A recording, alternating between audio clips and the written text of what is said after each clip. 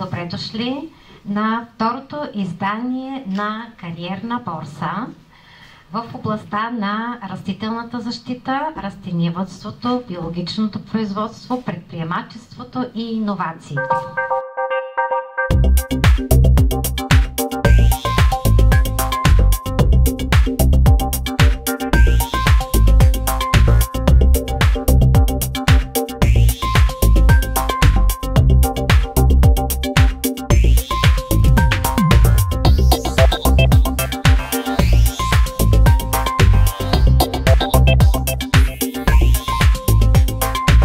Успешно влагаме шафран в вторични продукти, успяваме да пласираме шафран.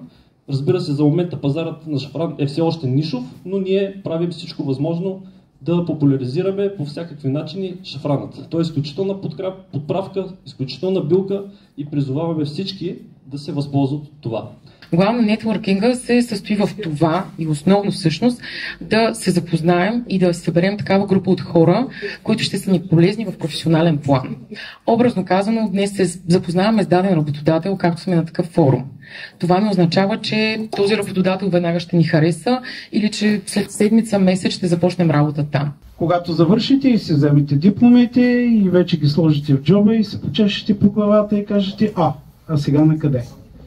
Някои от вас, които нямат семейен бизнес и нямат ясна представа, така или иначе започват да търсят посредством най-лесното в интернет някаква алтернатива, къде да започнат работа.